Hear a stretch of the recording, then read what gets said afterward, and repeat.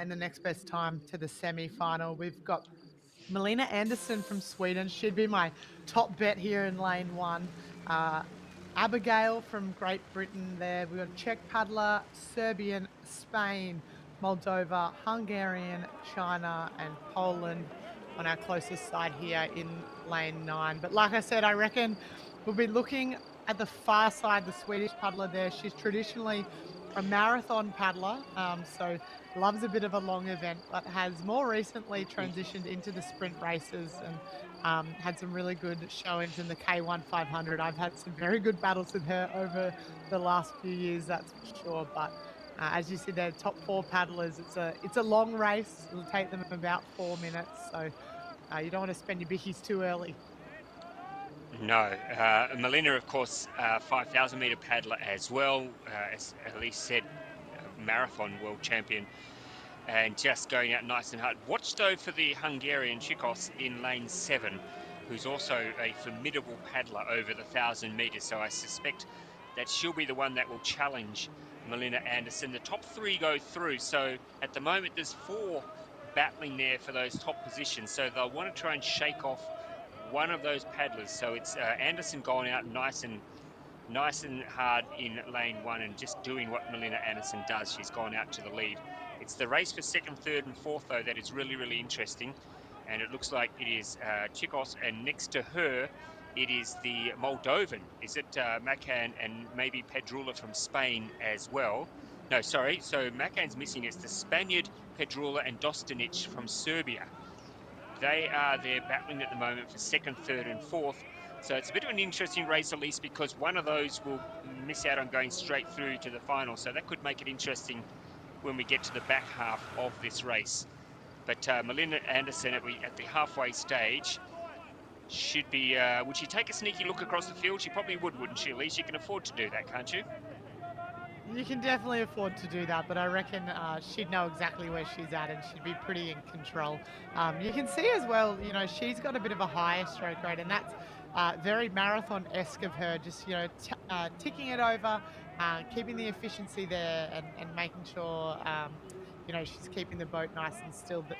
Comparatively to the Hungarian there in the pink boat, she's got more of a longer stroke, maybe more like Tamara Chipesh, her fellow country athlete, having the year off this year, but Tamara's always had a bit of a longer stroke, and you can see this is exactly the same in front of us now. So 2 different techniques and efficiencies, but both moving very quickly there. But it's Melina, obviously, in lane 1. She's out on her own, but she's got 250 meters to go, and I'm not sure anyone's going to come over the top of her, but it's the top 3 that goes straight through to the final here, and they're spreading out a bit more as we come to the last 250. So Sweden, Hungary, Spain, and the Serbian there has just dropped off the mark, and she might have to do a semi-final, but she'll be hoping to push over lane 3 or 3rd place, that's for sure.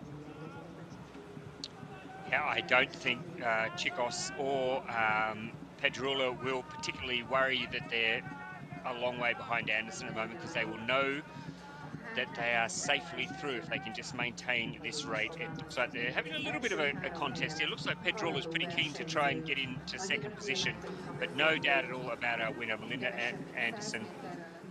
She always has such a busy program. She does the marathon as well. She'll do the 5,000, I'm sure, on the final day of this weekend.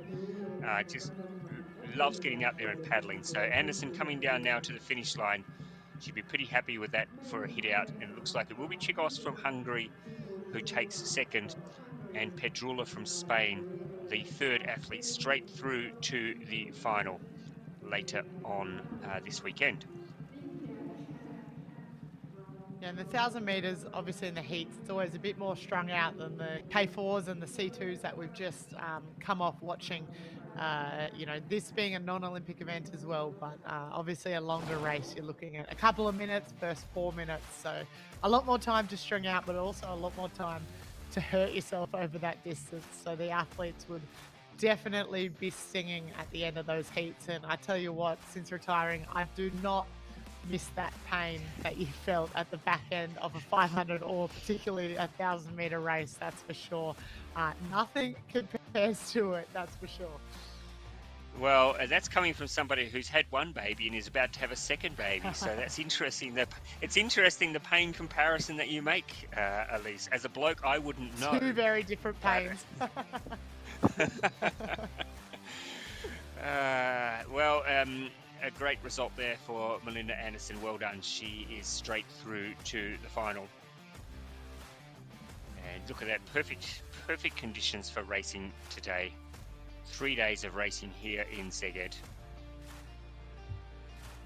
The women's K1 1000. It's not an Olympic event, sadly, but it's always hotly contested. And look at that there. You can see Melinda Anderson finishing almost 3 seconds in front of Chikos.